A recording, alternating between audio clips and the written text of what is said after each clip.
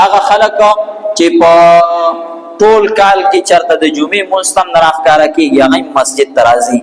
هغه ته خدای پاک توفیق ورکوي خو چې کله روژې وځي نو بس دا خلک هم د مسجدونو نه وځي د عبادت د الله تعالی دا پروژه پسې خاص نه دی د الله تعالی عبادت دا پروژه پسې خاص نه دی د الله تعالی عبادت په هر آن په هر حین په هر زمان په دې کې ټول یو برابر دی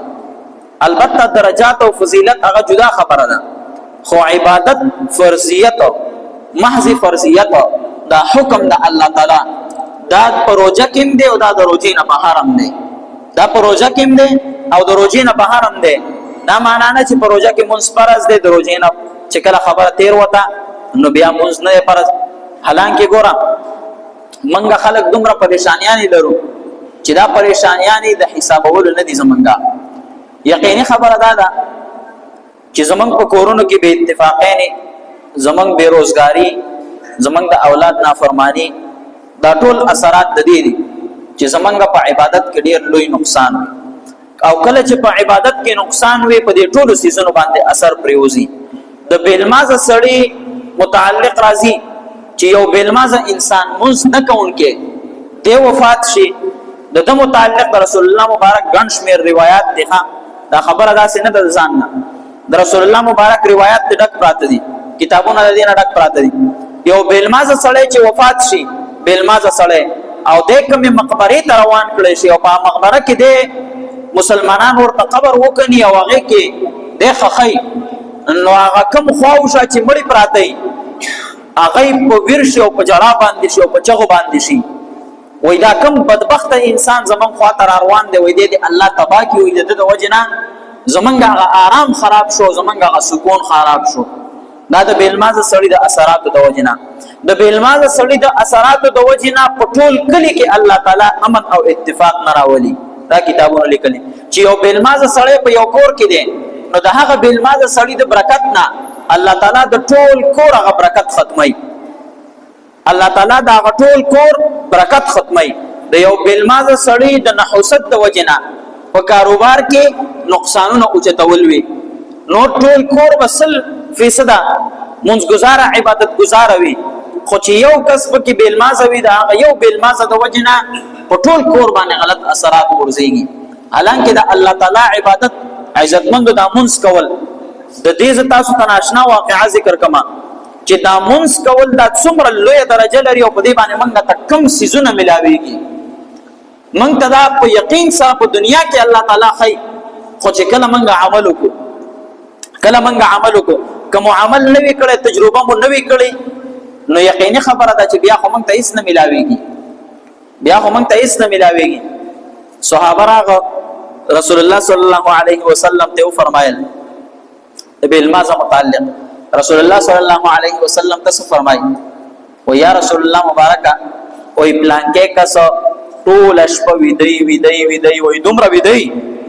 چې د سحر منځم ته نه قضا شي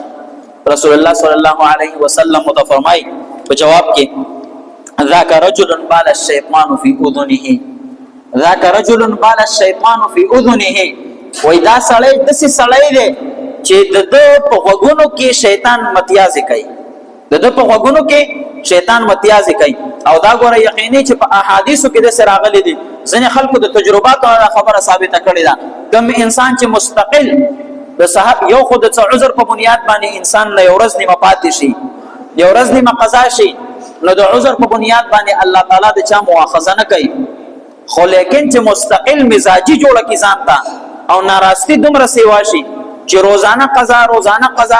قضا او بیا ځنې خلک په کې د په غفلت کې شکار وي چې قضا خو قضا شي هغه قضا بیا کیم نه دغه صدیپاتی وي دا ګوره د تجرباتو نه ثابته خبره ده کم کس چې مستقل بیلمازه وي مستقل سحر منځ قضا کوي همدغه سي بیلمازه را پاتېږي په 10 بجې او په 12 بجې باندې نو په وخت کې وته ګوته او خد استاسو دا ګوته بلندر اوزي دا ګوته به لمديږي وای دته شیطان په وخت کې متیازي کړي دا احادیث مبارکه او کې ثابته خبره ده شیطان ورته په وخت کې تشو د اسماته کړي نو دا څومره د بدبختۍ خبره شو چې شیطان راځي او سړی ته په وخت کې متیازه کوي دا ګوره د الله تعالی د عبادت نه لری کیدل دي او دا هغه درجه او دا هغه نتیجه دغه چې شیطان راځي او دومره ملګرتیا سره کوي چې دنه ډیران جوړ کړي ډیران او د شیطان سره مینه کوي نه دا څومره بدبختي خبره ده ګورئ عبد الله ازرق هم دغه مخکینی زمانه سره تیر شوی دی دا یو خبره کومه د الله تعالی عبادت د سکول خوند کوي صرف پروژه پس خاص کول نه عبد الله ازرق رضی الله رحمه الله د تخپل بیبي یو 2 درهم ورکا ویلال شاه وې دغه 2 درهم په کور کې پراته دي بچی دی موګی دي زموګې ما او تبه موګې لال شه په دې باندې څه پیدا کړه خوراک چې وی خورو د اوته بهر عبد الله ازرق فرمایي چې زه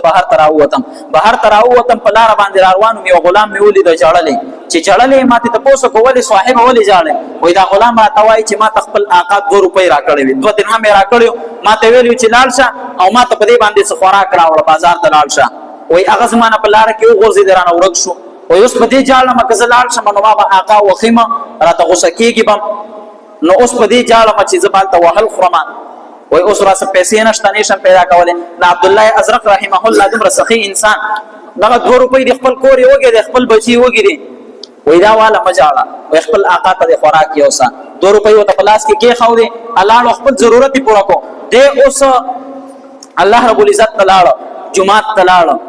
او په عبادت باندې ودرېدو په منځ باندې وای پروردګار دغه 2 روپۍ وستا یو محتاج بنده ته مې ورکي وای نور هیڅ نه لرم زما بچي په خپل وګړي خزمه اوګي دا زه په خپل اوګي ما نور څه سهاره مې نشته یو څو کما زبل څه پیدا کما وای بیا عبادت مې وکړم منځ مې وکړو بیا یو ملګری مې داغه دکان ورکوټه وانت کې داغه خواله لاړم داغه خواته لاړم د روټي ټیم نږدې شو شپه ده ما خوستن دي نو ما دا ګمانو کو چې اوس به بیبي په قاری راته نو دا خزه هم سمزمري کنه دا هم په سړی باندې سترګې روبازي وخت نو وي زه په ځل کې دا سوي چې اوس بدا غوسه او جګړه برا سره وکي نو وي بچ ته ولې لیټ شوی دا خوراک بچی دی موګي دی او زموږه متا لیټ کو خوراک نو وي زلاړم ما هغه دکاندار ملګری سره لک سات کې ناستم خو هیڅ درک نه لګیدو وي په دې کې ناګهان را طاقت خزلی مزل یو شی بل شی راوغستو وي ما ته وي چې حضرت دا یو سي لرګو بور وغیرہ وي دا یو سي دا کور کې ور کوي په دې باندې په تنور ګرم کی وي ما راوغست ما چې اوس یو به سم زره په دروازه کې به سي ورو ورځم ځبته واپس جمعه ته تختما چې خزمه اون ویلي چې راته حسین شي او لاړو ما دروازه مې کلاو کړل هغه دور وغیرہ مې کې خاودو د لرګو امه چې کې خاودو بزلالو مسجد ته او تختیدم او الته مې خډیر عبادت مې وکړو او دعاګانې مې وغوستې او چې یقین مې شو چې اوس په دې ټولو دیزا اوس به ودیزه بغله غونته کې کوړه دن نشم نو بس هغه جګړه برا سره اون شي خدمه مې راسه جګړه ونه کې په دې نیت باندې او چې زه کوړه دن نشم اوس ټول وخت او روټي ماته په انتظار ده روټي نه د خوړلې نو ماته مې خزه سوې دا ته چرته غیب شوی وي ټول دومره ډېر سات دې په موږ باندې تیر کو روټي دغه سي تیار پرته ده یخ شو او ته نه راځي کوړه ما ته چې دا کوم طرف نوا وې ځا وې ته چې دا کوم طرف او قرآن په دروازه کې راو قرزول او لاړې وړي راو وشتل او لاړې او تختې بارته او بیا دې پته مونږ لګیدله ګور دې خلکو د عبادت کو د الله تعالی کا په هر زمانہ کې د الله تعالی د عبادت خوند کوي وې لاړې وړي را پرې خو د او بیا د تمو په انتظار او ته بیغمه نو وې ته ولې لاړې وې ښا وې هغه وړو وې او کنه وړو وې سړی وې چې د کم دکان نه راوړي وې بیا هم د دن راوړا وې چې د کم دکان نه راوړي دی وې دا بیا هم د دې دکان راوړو وې ډیر بدل ډیر خسته وړي او پاک وړي او ډیر خواګو وې بیا هم د څه وړ راوړا وې خچ د کم زینه مې راوړي بیا به نه غزنه راوړم نو عزتمند ځان له یقین داسې جوړول پکار دي مونږ ډیر کمزور یو خو د خپل عبادت ډانچه پیدا سره برابر کی بیا د ډانچې نو ورستو دن چې سدي په مونږ کې هغه بیا برابر کی نو دا مهنت غواړي دا مهنت با ټول په خپل ځان باندې کوي د دینه بغیر نه کیږي چې کله انسان دغه سکینه او بس خپل واړی او دکان کې کرسي کې ناس دی نو په دې باندې نه کیږي عبادت لمټیم او کار لمټیم دوه خپل بچو له عبادت رسول الله مبارک په دنیا لمټیم ورکاو دین لبم ټیم ورکاو